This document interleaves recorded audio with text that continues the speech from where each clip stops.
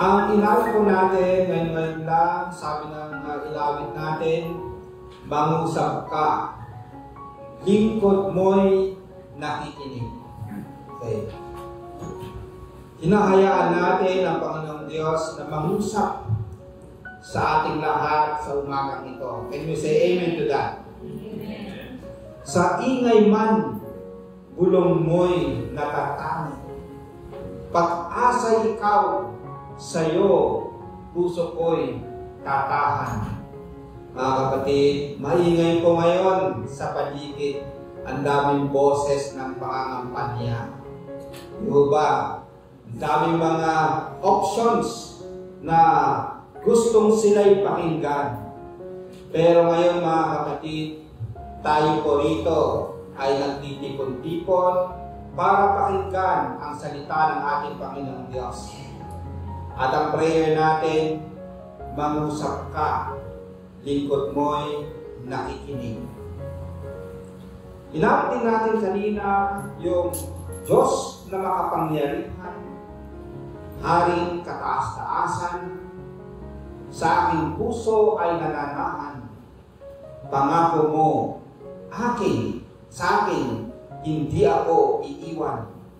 Sa bawat sandali ay laging sasamahan. Banal na Espiritong hatid ay kalakasan upang lahat ng bagay ay mapagtagumpayan. Sa biyaya mo lamang ako'y nabubuhay. Sa biyaya mo lamang ako'y nakakapagpuri. Kung singer ako, sana pinawit ko ta. Tumulat tuloy ako. Pumipigit pa naman ako pag umaawit. Pag mulat ng mata, wala nang audience. Joke lang, ano? Minsan, sa buhay natin, parang minsan ay mahirap. Sabi dito, sometimes life seems against us. But God has other plans. Ito po yung title ng message natin. May ibang plano ang ating Panginoong Diyos. Sa buhay ni Moses, makikita natin, at sa buhay ni Jesus Christ, makikita natin yung pagkahalintulad na ipanganak sila sa panahon na pinapatay yung mga babies. Sa Old Testament, makikita natin, pinapatay ni Paraon yung mga babies. Sa panahon ni Jesus Christ na siya na ipanganak, pinapatay ni Herodes ang mga babies. Sa time na may tinatawag na oppression, gusto silang patayin, pero iniligtas sila ng Panginoong Diyos. Kasi ang plano ng Panginoong Diyos, walang makakapigil. Can you say amen to that? May mga gustong pumigil, even pumatay sa plano ng Diyos, pero hindi sila magtatagumpay. Kaya even when evil seems to prevail, kahit yung akala natin na nagtatagumpay na ang kasamaan, ang mas mahigit na plano ng Panginoong Diyos, especially sa larangan ng kaligtasan, hindi mapipigilan. Ang tanong natin sa mensahe sa umagang ito, how does God's plan overcome evil and lead to salvation? Nakikita natin sa buhay ni Moses at saka ni Jesus Christ. Una po, sa next na slide, basahin natin ng sabay-sabay. God's plan prevails despite human evil. Ang plano ng Diyos magtatagumpay sa gitna ng kasamaan ng tao. May mga evil rulers na makita natin sa kwento nito na gusto nilang hadlangan yung plano ng Diyos. Pero makikita natin na ang Diyos pa rin ang in control. Halimbawa, sa next na slide, makita natin yung kapanganakan ni Moses. Ipinanganak siya sa time na ang mga Hudyo, ang mga Hebrews, ang mga Israelites, nasa control, pananakot ng Egypt o ng Ehipto. Nung time ni Joseph, naligtas sila, napunta sila ng Ehipto. Pero nung namatay yung hari, yung paraon na tumulong kay Joseph at ang kanyang pamilya, ang pumalit ay isang masamang hari, isang masamang paraon. Nung nakikita niyang dumadami ang mga Hebrew, mga foreigner, natakot siya. Sabi niya, "Nako, baka magrebelde ang mga ito at matatalo nila kami." Mabilis silang dumadami. Kaya plano ni Paraon, lahat ng babies na mga lalaki, papatayin. Papatayin lahat ng babies na may papanganak para wala nang papalit na mga lalaki sa mga Hudyo.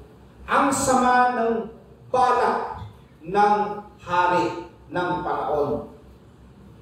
Pero hindi sinunod ng nanay ni Moses. Nung manganak siya, nakita niya na ang kanyang baby ay espesyal. Dito sa Hebrews 11:23, ang nakita dito ng nanay ay hindi ordinaryo ang kanyang anak. Sa Exodus chapter 2, sinabi lang dito na ang anak niya ay fine. Okay, fine. Pero sa Hebreo, napakahirap na espesyal yung bata na ito. Hindi siya ordinaryo. Kaya itinago niya for 3 months. Usually, sa time na yun, pag nanganak sila, isosurrender na lang nila yung babies nila para papatayin. Yung iba itatago nila pero mahuhuli rin, papatayin din ng mga sundalo ng Paraon. Ito, naitago niya for 3 months, pero hindi na niya kaya maitago. Ang ginawa niya, isinakay niya sa isang basket, si Moses, yung baby. Hindi pa Moses yung pangalan niya at that time. At dinala niya sa ilog. At yung kapatid niya, mas nakakatandang bata, sinubaybayan kung anong mangyari sa basket. Nagkataon na nandoon yung anak ni Paraon na naliligo sa ilog, sa batis. Kasama ang ilang mga alipin ng prinsesa. Nakita nila yung basket. At sabi ng prinsesa, kunin nyo nga yung basket na yan. Makita nila isang baby. At talagang alam nila na ito ay baby ng mga Hebrews. Instead na isurrender ng prinsesa na ito sa kanyang tatay para patayin, hindi nangyari yun. Naawa siya. Pinigyan ng Panginoon yung prinsesa ng awa.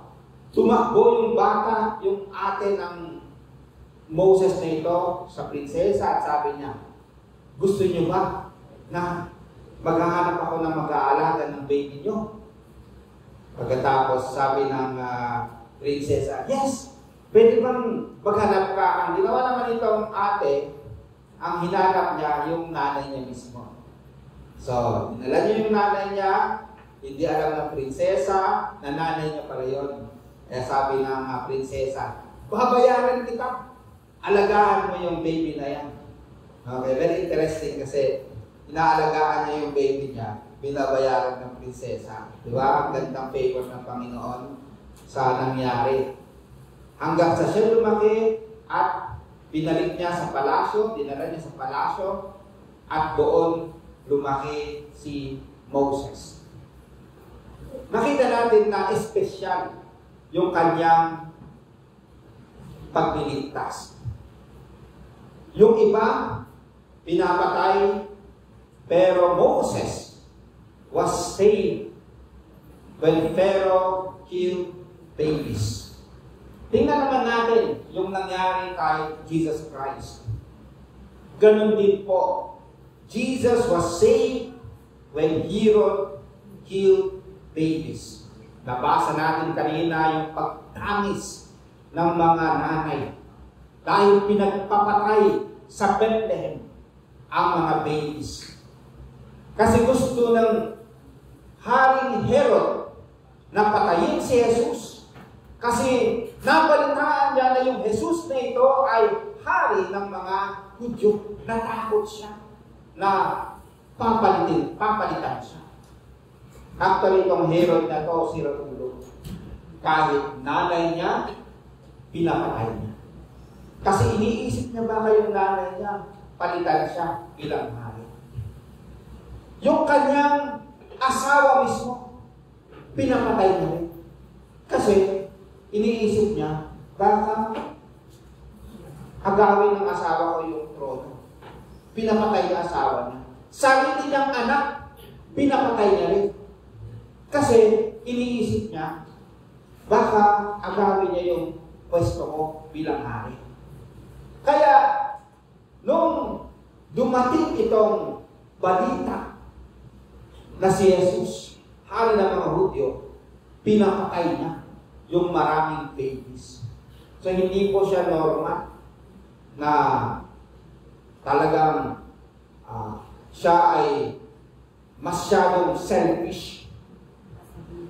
Kung sa mga psychologists ngayon, baka siya ay tinatawag na psychopath or sociopath or anumang path na yan na meron siya. Okay. Kasi wala siyang awang pagpapatayin ang mga babies. Ngayon, yung mga babies na inaabot, walang awa. Mga abortion clinics, sa ibang bansa lalo na, pinagpapakay yung mga babies. So may mga ganun talaga ng mga tao. Pero si Yesu Cristo, iniligtas ng Panginoong Diyos. Pinapunta sa Egypt. Nakita nyo rin yung connection, may Egypt sa Old Testament, dito sa New Testament, si Jesus, pinapunta rin yung Egypt. Yung bang makita natin yung connection. Kahit si Satanas man ay gusto niyang sirain yung plano ng Diyos, pero alam natin na ang Panginoong Diyos pa rin siya ang in control at walang hahadlang sa kanyang plano. Kaya tayo ay aasa na magtatagumpay ang magandang plano ng Diyos sa gitna ng mga challenges.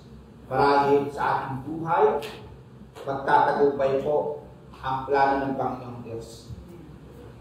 Sa ating simbahan, magtatagumpay po ang plano ng Panginoong Diyos. Kahit sa ating bansang Pilipinas, na sabihin natin medyo magulo, pero magtatagumpay pa rin ang plano ng ating Panginoong Diyos. Sa next na slide, ito po ay napakagandang movie na ang tawag titled Bamboo in Winter. Nangyari ito nung ang China ay pinapatay ang mga Christians. Dahil Kristiyano sila, pinapatay sila. Ang sabi ng isang matanda doon na nangangaral at matindi yung pananalig niya sa Panginoong Diyos, sinabi niya sa bida na yan, pansinin niyo ang Chinese bamboo. Pag pinutol mo yung isa na Chinese bamboo, sasanga, hindi lang isa. Mga anak yan, dadami. Ganyan ang mga Kristiyano sa China, sabi niya. Papatayin mo ang isa. Lalong dadami yan. At pinakita doon na nung pinatay nila yung ilang mga Kristiyano, yung mga nanonood, lalo silang tumindi yung pananalig sa Panginoon. At yung mga hindi mananampalataya, nakita nila na itong mga kababayan nila, handa nilang harapin kahit kamatayan dahil sa katotohanan ng pananampalataya nila ay Kristo. Kaya sila rin ay sumampalataya. At that time, nakilala na ang China fastest growing ang Christianity doon. Imagine at the time of persecution, naging fastest growing. And then, nung medyo manaya na sila sa kanilang religion, sa kanilang pananampahan, medyo hindi na ganun ma-persecuted, ang Christianity sa China, naging katulad na rin sa atin na medyo lax. Ano? Pero ngayon, na pinipersecute ulit sila, nagkakaroon ng revival. Minsan, pinapahintulutan ng Panginoon yung mga katulad noon, mga persecution, para magkaroon ng revival. Sa ngayon, mga kapatid, sa Iran, isang Muslim country, pero doon, ang fastest growing Christianity sa buong mundo. Hallelujah. Kahit sabihin mo Muslim yan. Pero ang plano ng Panginoong Diyos, kung gusto niyang iligtas ang mga tao doon, iniligtas na. Kaya ngayon, fastest growing po ang church, ang Christianity sa Iran. Sa next slide, God's plan preserves people for a greater purpose. So, pinipreserve ng Panginoon kung sino yung kanyang pinili para sa plano niya. Hindi niya hinayaan na mamatay sila. God protects people for His mission. At ang buhay natin, may plano, may purpose ang Panginoon sa kanyang mas malaking plano. Tingnan po natin sa next na slide. Ilang beses iniligtas ng Panginoong Diyos si Moses. Nung baby siya, nung siya ay lumaki, at ayaw niyang makilala sa palasyo, nagalit yung hari sa kanya, gusto siyang patayin. Pero tumakbo siya, iniligtas siya ng Panginoong Diyos. Dahil meron siyang misyon. Ang misyon niya, gagamitin siya ng Panginoong Diyos para dalhin ang mga Hudyo, ang mga Israelites, mula Ehipto papuntang Promised Land sa Canaan. Yan yung Promised Land sa Old Testament. So ginamit ng Panginoon si Moses. Yung dagat nahati, nakalakad sila papuntang Ehipto. Nung sumusunod yung mga sundalo, bumalik yung dagat at sila ay nalunod. Yung mga hindi naniniwala sa milagro, gusto nilang i-interpret ito ng kakaiba, scientific. So, yung ilang naniniwala sa science, pero hindi sa miracle na ito, ganito po yung paliwanag nila. Sa time daw na nangyari ito ay winter. Kaya yung dagat na ito, yung ibabaw nagiging yellow.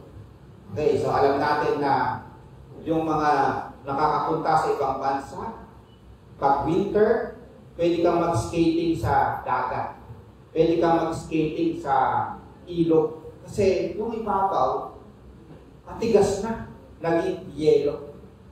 Yung iba, masyadong makapal na. Kahit nasasakyan, pwede pumunta doon sa dagat. So sabi nila, ganun na nangyari kay Moses. Winter. Kaya sina Moses, naglakad sila sa yelo. Paano naman itong mga sundalo? Dahil meron silang mga karwahe, mabigat, hindi makapal yung yelo. Kaya nung nandyan na yung mga karwahe, mabibigat, kaya lumubog sila. Nag-crack yung mga yelo at lumubog sila sa gitna. Kaya sila ay nalunod. So yun yung kanilang paliwanag. Kasi hindi sila naniniwala sa miracle. Pero mga kapatid, ito pong paghati ng dagat. Miracle talaga yan. Ang Panginoong Diyos, pwede siyang gumawa ng milagro para iligtas ang kanyang bayan. Can you say amen to that? Amen. Si Jesus Christ din, makita natin, hindi hinayaan ng Panginoon na mamatay siya kasama yung mga babies. sa Bethlehem.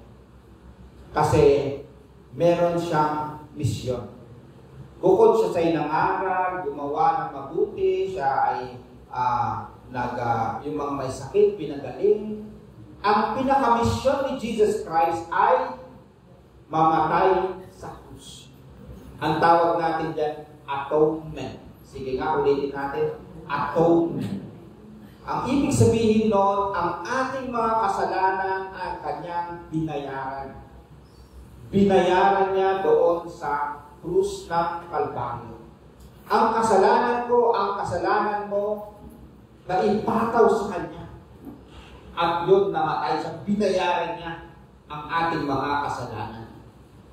At ang kanyang kabanalan, ibinigay niya rin sa atin. Okay, yung tinatawag na, yung righteousness ni Jesus Christ, ibinigay sa atin. Ang tawag dyan ay imputation. So yun po yung ginawa ni Jesus Christ, yung pinaka-mission niya. Kaya hindi siya namatay nung baby siya. Kasi kailangan niyang mamatay sa krus para sa ating mga kasalanan. Sa next slide, makikita natin dito yung pagkahalintulad ni Moses at saka ni Jesus Christ.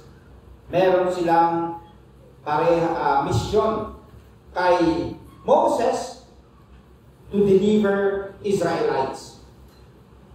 Kay Jesus Christ, para iligtas tayo sa ating mga kasalanan. Ngayon, sa next na slide, yung pagliligtas din ng Panginoon sa ating buhay hanggang sa ngayon, hindi aksidente o hindi chance. Meron siyang purpose din po sa buhay natin. Nung pandemic, ang daming namatay, pero buhay tayo. Hanggang ngayon, may mga namamatay. Yung kasamahan namin sa PDS, yung board namin, namamatay lang. Okay. Pero bakit ako hanggang ngayon buhay? Meron pang plano ang ating Panginoong Diyos. Nung bata ako, 2 beses ako ay muntik ng malunod. Ang kuya ko, parehas na kuya. Siya yung nagligtas sa akin. Okay. Nung bata rin kami, yung bahay namin sa gilid ng bundok na slide. Pero wala kami doon. Nandun kami sa kapitbahay na nakikipaglaro. So makita natin yung pagligtas ng Panginoong Diyos. Hanggang sa ngayon, kasi hindi pa tapos ang ipinapagawa ng Panginoong Diyos. Ganun din sa inyo. Yung mga sipan, minsan lumulupok yung mga barko, yung pupunta sa dagat, may mga balita, pero sila ay nakakauwi pa rin. Hallelujah. Okay, meron pa silang misyon. Okay. Yung iba sumasakay sa airplane, yung iba ang daming mga aksidente ngayon sa airplane. Pero sa biyaya ni Lord, ligtas. Kasi may plano pa ang Panginoong Diyos. Kahit sa kanilang motorcycle, kahit sa mga buses, sa sasakyan, dami ng mga aksidente sa Maynila. Pero hanggang ngayon, diniligtas tayo ng Panginoong Diyos. Hindi pa tapos ang ating misyon. Ang panghuli po, mga kapatid, God's plan provides ultimate salvation. So, hindi lang yung basta nakaligtas tayo, but deliverance, yung pagliligtas ng Panginoong Diyos para sa atin. Kay Moses, para iligtas, magkaroon ng freedom ang mga Israelites mula sa Egypto, na sila ay in bondage para mapunta sa promised land sa Canaan. Si Jesus Christ, kung titingnan natin sa New Testament, pinipresent si Jesus Christ as new Moses and better than Moses. Kahit sa Hebrews, kahit sa Gospels, si Jesus Christ umakyat sa bundok. Okay. And then nagbigay siya ng aral niya, the Beatitudes. Si Moses umakyat din sa Mount Sinai at binigay niya yung 10 Commandments. Okay. Moses, he led the 12 tribes of Israel. Si Jesus Christ, pumili siya ng 12 disciples. Okay. He was like building the new Israel. Pero ang main purpose niya dito, para iligtas tayo sa ating mga kasalanan. So, yung nangyari sa Egypt na pagliligtas ng Panginoon sa mga Israelites, looking forward sa mas malaking pagliligtas ng Diyos sa pamamagitan ni Jesus Christ. Mas malawak na pagliligtas ni Jesus Christ na hanggang sa ngayon, nagliligtas siya. Iniligtas ang mga tao sa kanilang kasalanan. Basahin po natin yung very interesting na nangyari sa Acts 4:27 to 28. Basahin natin ng sabay-sabay. Indeed, Herod and Pontius Pilate met together with the Gentiles and the people of Israel in the city to conspire against your holy servant Jesus, whom you anointed. They did what your power and will had decided beforehand should happen. Kaya titingnan po natin dyan yung una, itong si Herod at Pontius Pilate, mga Roman si Herod ay Idumea na inassign ng Rome. Ganon din si Pontius Pilate, Roman leader. And then met with the Gentiles and the people of Israel. Ang sabi dito, to conspire. Nagkaisa sila para gumawa ng pinakamasama na nangyari sa buong daigdig. Ano po yung pinakamasamang ginawa nila? Papatayin si Jesus na anak ng Diyos. Ang sama ng plano nila, murder. Pero, sa next na sentence, sabi dito, ginawa nila kung ano man yung desisyon ng Panginoong Diyos noon pa. Masama ang ginawa nila, pero sa plano ng Diyos para sa kaligtasan ng mga tao. Ganon din po ang sinabi ni Joseph sa kanyang mga kapatid. Ang plano ninyo sa akin ay masama. Ibinenta ninyo ako. Gusto ninyo ako mawala. Gusto ninyo ako mamatay. Pero iba ang plano ng Diyos. Para marami ang maliligtas sa pamamagitan ko. Mga kapatid, ito po yung tinatawag natin na providence. Doctrine of providence. Minsan hindi natin alam yung mga nangyayari. Pero sa kabila noon, merong magandang plano ang Panginoong Diyos. Ang tanong ngayon, have you trusted in Jesus, the ultimate Savior or deliverer? Kasi ito po yung pinaka-ultimate. Yung kay Moses, looking forward sa gagawin ni Jesus Christ na pagliligtas. Ang tanong, tayo ba ay naligtas? Nagtiwala kay Jesus. Sa next na slide, ito po yung nangyari sa Myanmar, Thailand. At kahapon ang report ay 1,600 yung namatay dahil sa earthquake. Makikita yung mga building na bumubuho. Makikita kahit yung kanilang mga Buddhist temple bumubuho. Yung mga kalsada nila talagang nawawasan. Nangyari sa atin yan sa noong 1990.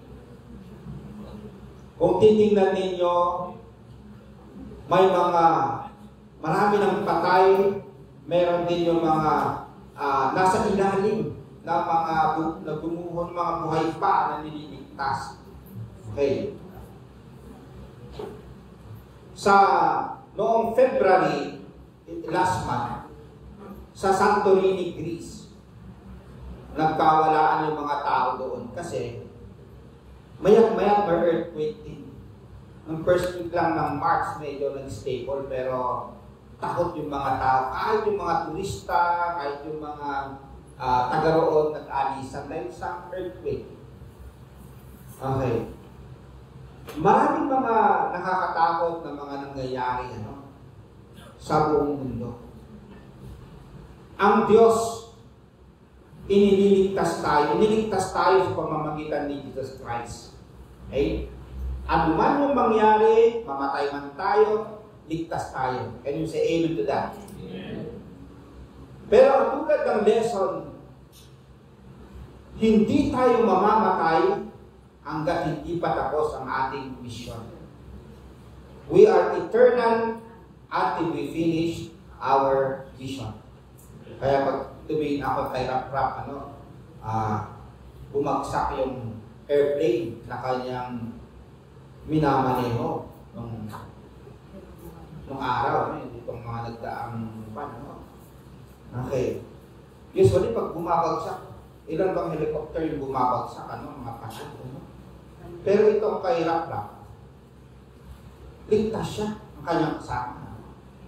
Okay, so pag tumitingnan tayo, may plano pa ang Panginoon sa kanya. Plano yan. Okay. Sabi ng nanay niya, pangalawang buhay. Okay, hindi natin alam kung may pangatlo, pangapat. Parang pusa yan. Nalala ko tuloy yung pusa nila. Ay, sister din sa probinsya. Kahit anong ba, pinagbubog ng kung sino man na hanggang ngayon. Buhay pa, malapit ang mamatay yata. Oo, iyak sila.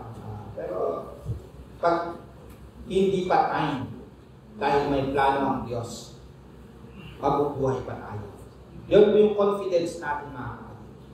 Kaya hindi tayo natatakot. Kung tayo mamatay, halimbawa, dumating yung earthquake, nandun tayo sa pinakamataas na building sa Makati o sa UGC, at nasama tayo namatay, di wala naman problema, ligtas tayo, nandun tayo sa piling ng Panginoong Diyos.